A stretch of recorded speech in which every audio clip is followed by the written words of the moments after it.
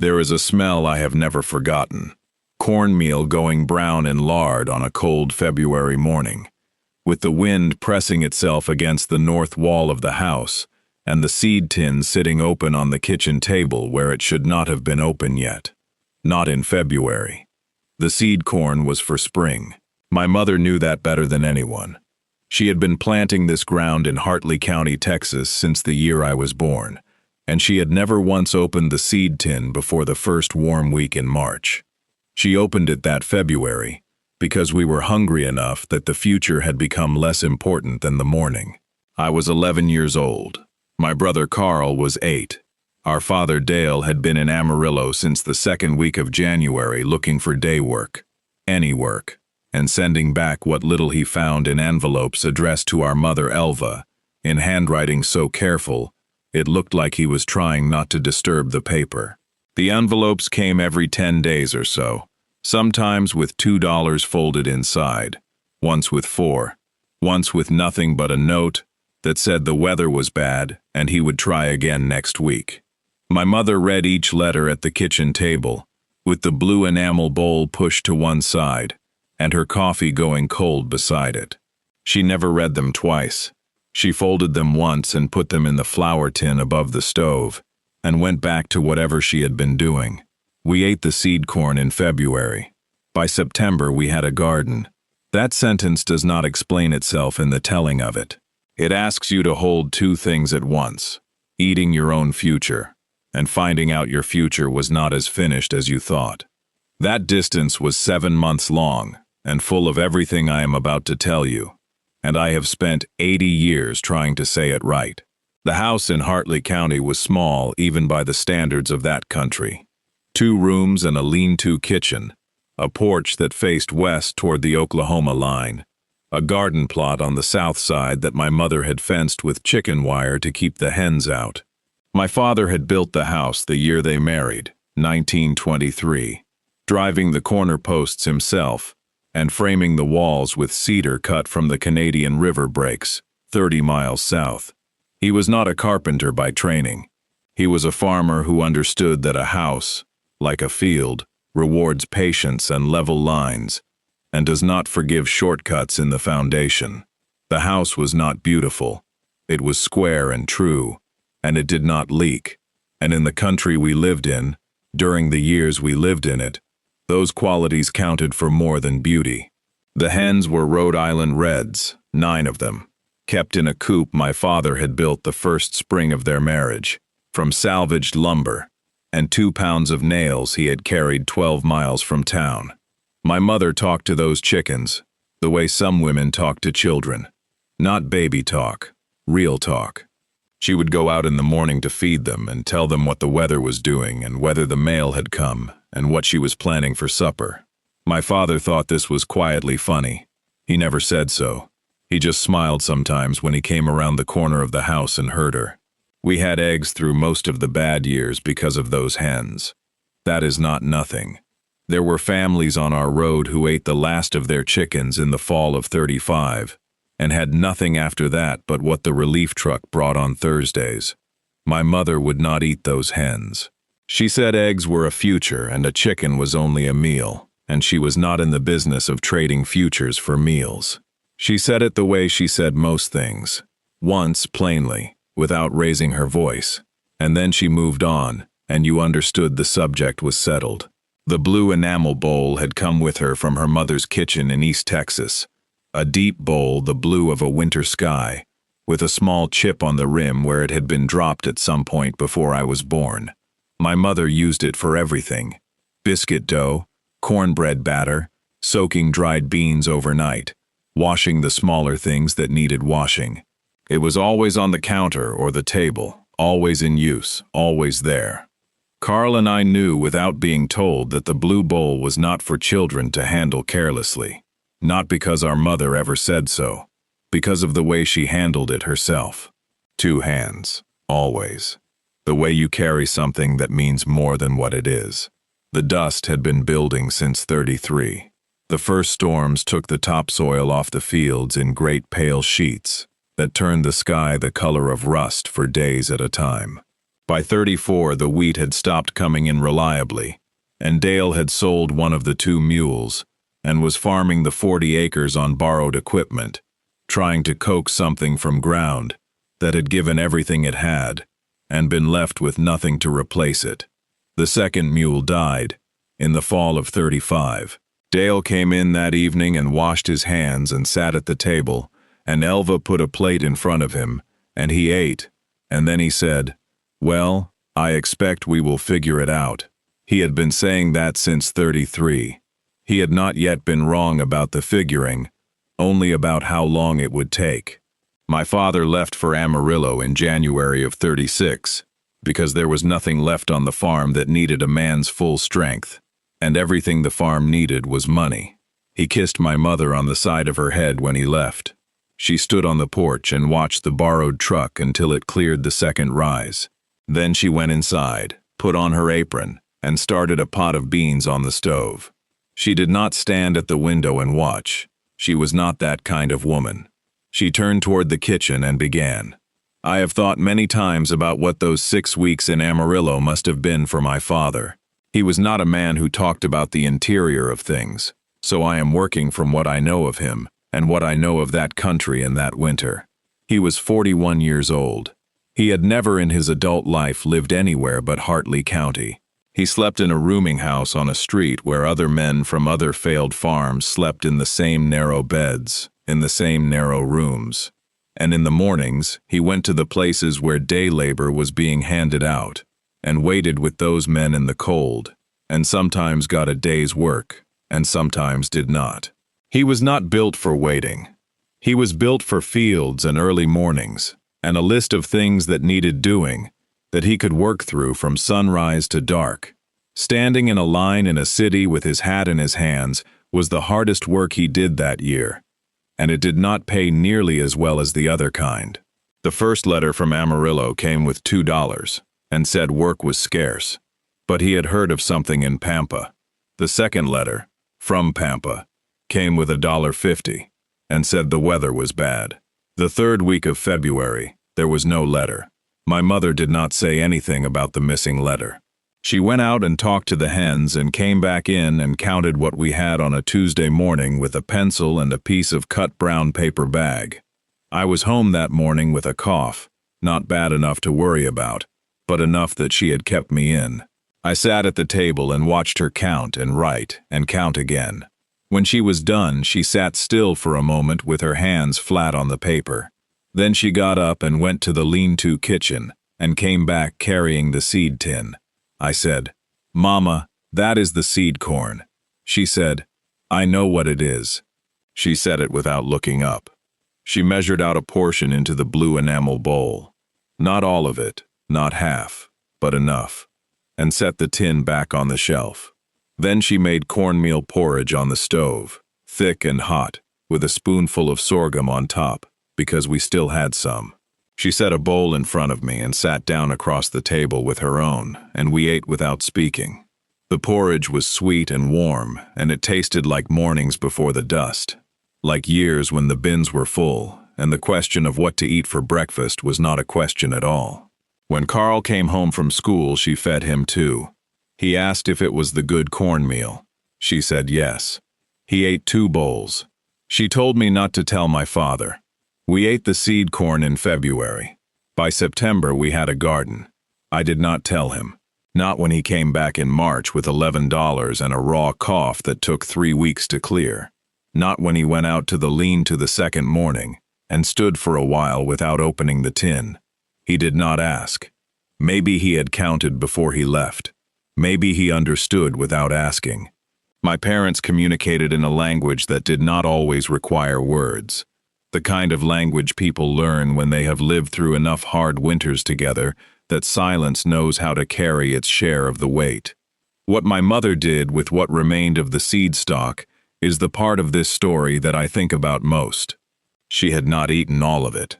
She had eaten enough to keep Carl and me fed through the worst of February, and she had left enough to plant. Not enough for the 40 acres, not enough for the 20. Enough for the garden plot on the south side, fenced with chicken wire, facing the morning sun. She soaked the remaining seed in the blue enamel bowl the night before planting, a thing she always did. Because soaked seed wakes up faster, she said, and a seed that wakes up fast is already deciding to live. She covered the bowl with a piece of flour sack and left it on the counter overnight. In the morning, the water had gone slightly sweet from the swelling seed, and the smell of it was the smell of every spring I had known since I was old enough to notice. Carl put his nose to the bowl before breakfast and said it smelled like green. My mother told him to wash his hands, but she smiled after he turned away. She planted with Carl and me on a Saturday in late March, working the rows my father had turned that morning, before he went to fix fence on the neighbor's place for a day's pay. The ground was dry at the surface and held moisture 2 inches down, which my mother said was enough. She planted sweet corn and pole beans and a row of turnips along the fence, because turnips, she said, had no pride about weather. They grew when nothing else would bother. If this story is sitting with you right now, there are more waiting. Subscribe so the next one finds its way to you. The black blizzard hit on a morning in late April. It came from the northwest, visible for nearly an hour before it arrived. A wall the color of ink rising from the horizon, blotting the sky from the top down with a slowness that was worse than suddenness. My mother got the chickens into the coop and Carl and me into the house, and stuffed the window frames, and was standing in the lean-to kitchen when it hit. The house went dark as a root cellar. The sound was not wind exactly. It was the sound of a very large thing moving through the world without caring what it ran through. When it passed, 2 inches of dust covered the garden. Fine, pale, even as fresh snow, deep as a hand. My mother went out the next morning before breakfast. I watched from the kitchen window. She knelt at the edge of the garden with a tin cup and began clearing the dust from the row closest to the fence, exposing the soil beneath, moving along the row slowly and steadily, the way she did most things. She worked for 2 hours. When she came in, her face and her apron were the color of the field. She washed her hands at the basin, dried them, and picked up the blue enamel bowl from the counter and held it for a moment, both hands, the way she always held it, and set it back down. She did not say whether the seed had survived. She made lunch and did not say. Some things the dust could not bury. The first green came in the second week of May, a pale thread of it along the bean row, thin as a pencil mark, so faint that Carl walked past the garden twice before I stopped him and pointed. He crouched down and looked and said, "Is that it?" I said I thought so. My mother came out and crouched beside it and put her finger very gently against the nearest shoot. Not pressing, just touching, the way you confirm something you already knew was going to be true if you could just get to May. Then she stood up and went back inside, and I heard the blue bowl scrape against the counter, the way it did when she was making cornbread. That bowl had started the season holding seed we ate to survive February. By May, it held batter made from the last of the store-bought meal. By July, it would hold something the garden had grown back. The garden came in slowly, the way things grow when the growing requires an argument with the weather. The beans first, then the corn.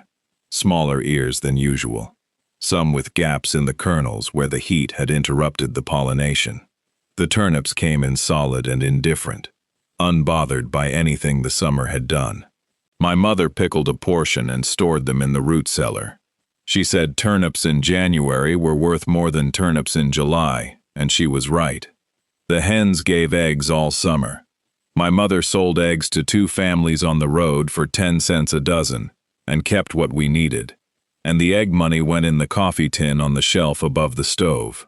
Dale worked the road crew through June and July, and came home in August with $32 and a new callus on his right hand, that he showed Carl, the way you show a child something worth understanding about work.